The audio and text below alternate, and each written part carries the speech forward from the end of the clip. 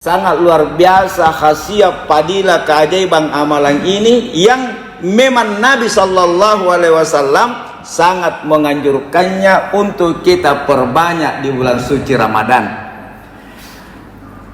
Rasulullah Sallallahu Alaihi Wasallam bersabda, wastaksaru fihi min arba'i hisalin.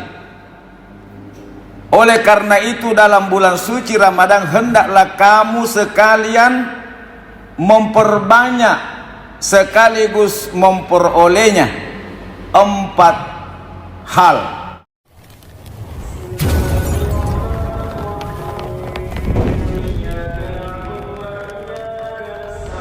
Ada hadis yang sangat panjang yang bersumber dari Ibnu Huzaimah. Di antara bunyi hadis itu, jamaah sekalian, yang harus kita perbanyak di bulan suci Ramadan ini dan berusaha untuk mendapatkannya, maka insya Allah iman kita itu akan semakin baik.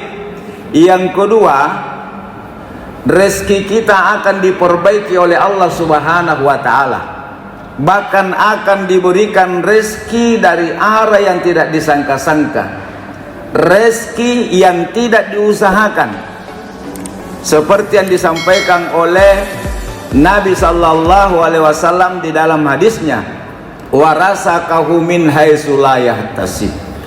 Allah akan memberikan rezeki kepadanya tanpa jalan usaha. Kemudian di surat Nuh, Allah Subhanahu wa Ta'ala juga berfirman, wa yumdidukum bi amwali wa banin, dan Allah akan memberikan banyak harta, juga banyak keturunan sudah banyak menjadi saleh-saleha. Nah, sebelum kita bahas amalannya hadirin, saya mau tanya dulu, apakah jamaah senang kira-kira untuk mengetahui amalan ini? Iya. 5 ji. Dan tidak sampai di situ, jamaah subuh yang dimuliakan Allah Subhanahu wa Ta'ala, dia akan mendapatkan level atau makam tertinggi di sisi Allah, namanya ridho Allah. Inilah makam yang paling tertinggi, karena pahala orang-orang yang diridai oleh Allah Subhanahu wa Ta'ala itu lebih tinggi daripada berpuasa, lebih tinggi daripada berjihad di jalan Allah, lebih tinggi daripada pergi haji dan pergi umrah, kalau level itu kita dapatkan dari Allah. Kemudian selanjutnya Allah Subhanahu wa Ta'ala akan memasukkan ke dalam surganya serta dijauhkan dari asapnya kubur. Sangat luar biasa khasiat, padilah, keajaiban amalan ini yang memang Nabi Sallallahu Alaihi Wasallam sangat menganjurkannya untuk kita perbanyak di bulan suci Ramadan. Rasulullah Sallallahu Alaihi Wasallam bersabda, wastaksaru fihi min arba'i hisalin. Oleh karena itu dalam bulan suci Ramadan hendaklah kamu sekalian memperbanyak sekaligus memperolehnya 4 hal. Nah, selain itu saya sebutkan tadi puasa, qiyamul lail dan sebagainya. Haslataini turduna bihima rabbukum wa haslataini lagi nabikum anhuma. 2 bagian yang harus kita perbanyak adalah bagaimana mendapatkan ridhonya Allah Subhanahu wa Ta'ala, dan 2 lagi yang memang kita inginkan. Siapapun manusia, khususnya umat Nabi Muhammad, pasti mendambakan yang 2 ini. Fa ammal haslatani latani tarduna bihima rabbukum fa syahadatu alla ilaha illallah wastaghfirunahu. Adapun 2 yang menjadikan Allah Subhanahu wa Ta'ala ridha dengan kita. Jadi ada 2 hal yang membuat Allah Subhanahu wa Ta'ala ridha dengan kita, yaitu dengan memperbanyak membaca asyhadu alla ilaha illallah, dan yang kedua memperbanyak beristighfar, astagfirullah. Kemudian yang kedua yang harus kita dapatkan hadirin, yang memang ini menjadi dambaan siapapun kita, karena ini berkaitan dengan setelah kita meninggal dunia, yaitu untuk mendapatkan surganya Allah Subhanahu wa ta'ala dan untuk dijauhkan dari asapnya kuburan.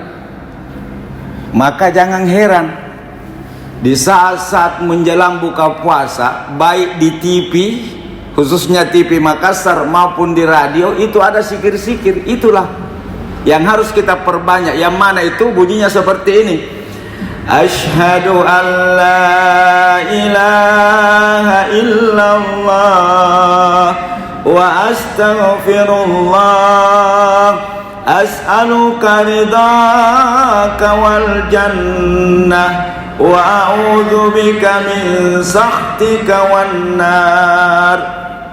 Dihafal semua. Ini kalau sendiri, kalau berjamaah lagi bunyinya biasa toh. Nashhadu an la ilaha illallah wa nastaghfirullah, nas'aluka ridhaka wal jannah wa na'udzu bika min sahtika wan nar. Jadi yang pertama itu asyhadu alla ilaha illallah. Ini adalah kalimat pembeda antara orang kafir dan orang Islam. Nabi katakan afdalu zikri la ilaha illallah. Semulia-mulia zikir adalah la ilaha illallah. Siapa yang melepaskan zikir ini hadirin, maka dijamin tempatnya di dalam surga. Dan ini harus diperbanyak di bulan suci Ramadan. Yang kedua, astaghfirullah. Dijelaskan di dalam Al-Quran, dijelaskan di dalam hadis-hadis Nabi sallallahu alaihi wasallam. Siapa yang memperbanyak, merutinkan, melazimkan zikir minimal sehari semalam 100 kali istighfar kepada Allah Subhanahu wa taala, yaj'allahu min kulli hammin faraja. Allah akan mengeluarkan orang itu dari segala kesedihan menjadi kebahagiaan. Wa min kulli dikim mahraja. Allah akan menghilangkan kesempitan-kesempitan hidup. Jadi jamaah yang misalnya anak-anaknya mendaftar di sini, mendaftar di sana, selalu ditolak, maka kembali perbaiki istighfar. Kembali saja perbaiki istighfar, tidak usah bila lanjut lagi S2, lanjut lagi S3. Perbaiki saja dulu istighfar, suruh anak kita istighfar. Yang ketiga, warasakahu min haitsu la yahtasib. Allah akan berikan rezeki dari arah yang tidak disangka-sangka. Kalau di surat Nuh hadirin, Allah akan memberikan banyak harta, amwal. Jadi harta itu bukan hanya uang. Ibu-ibu saya mau tanya, mau ki banyak uang tak?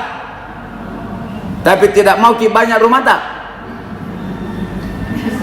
Tidak mau ki banyak kendaraan tak? Nah, Allah katakan di situ, Allah akan memberikan harta yang banyak. Harta itu, ya, kendaraan adalah harta, rumah adalah harta, sawah adalah harta, kebun adalah harta.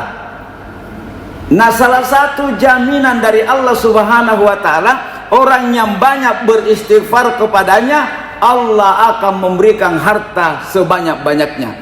Sampai Hasan Al-Basri pernah ditanya, ada seorang sahabatnya, muridnya datang bertanya, "Ya Syekh, hidup saya ini susah, hidup saya ini miskin, setiap ada usahaku gagal, bahkan bangkrut. Apa yang harus saya lakukan?" Hasan Basri menasihati, perbanyak istighfar.